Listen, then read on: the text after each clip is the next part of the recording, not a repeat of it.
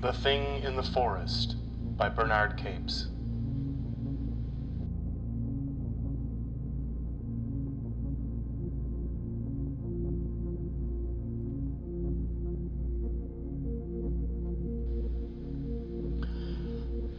Into the snow-locked forests of Upper Hungary steal wolves in winter, but there is a footfall worse than theirs to knock upon the heart of the lonely traveler. One December evening, Elspeth, the young, newly wedded wife of the woodman Stefan, came hurrying over the lower slopes of the White Mountains from the town where she had been all day marketing. She carried a basket with provisions on her arm. Her plump cheeks were like a couple of cold apples.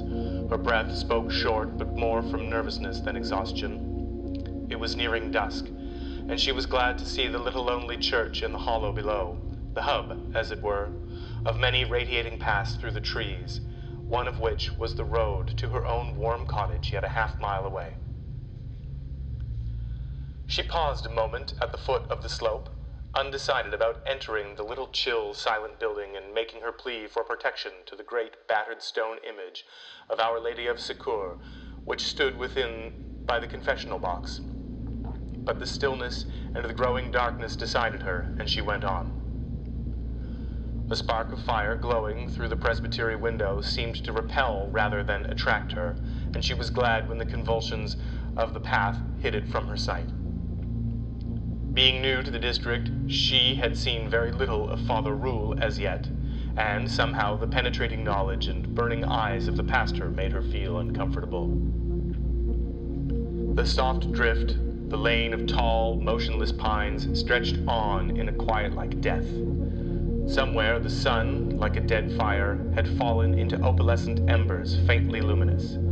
They were only enough to touch the shadows with a ghastlier pallor. It was so still that the light crunch in the snow of the girl's own footfalls trod on her heart like a desecration. Suddenly, there was something near her that had not been before. It had come like a shadow, without more sound or warning. It was here, there, behind her. She turned in a mortal panic and saw a wolf. With a strangled cry and trembling limbs, she strove to hurry on her way, and always she knew, though there was no whisper of pursuit, that the gliding shadow followed in her wake. Desperate in her terror, she stopped once more and faced it. A wolf. Was it a wolf? Oh, who could doubt it? Yet, the wild expression in those famished eyes, so lost, so pitiful, so mingled of insatiable hunger and human need, condemned for its unspeakable sins. To take this form with sunset, and so howl and snuffle about the doors of men until the blessed day released it. A werewolf, not a wolf. That terrific realization of the truth smote the girl as with a knife out of darkness, and for an instant she came near fainting, and then a low moan broke into her heart and flooded it with pity. So lost, so infinitely hopeless, and so pitiful, yes, in spite of it all, so pitiful.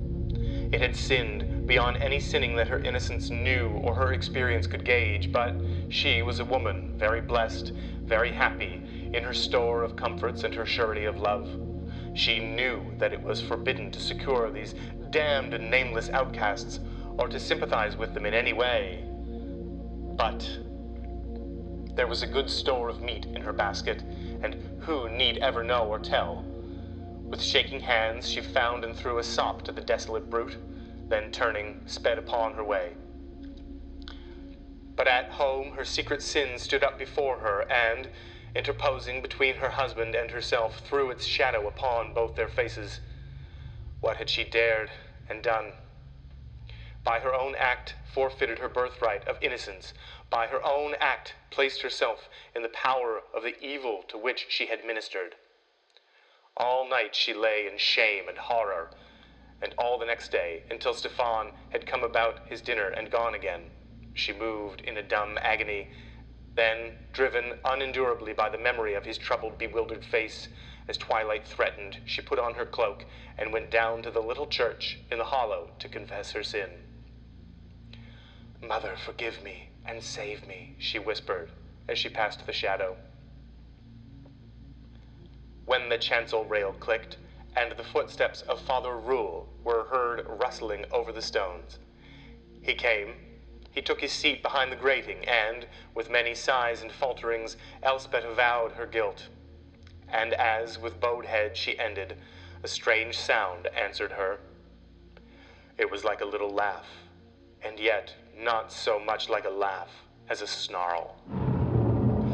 With a shock, as of death, she raised her face.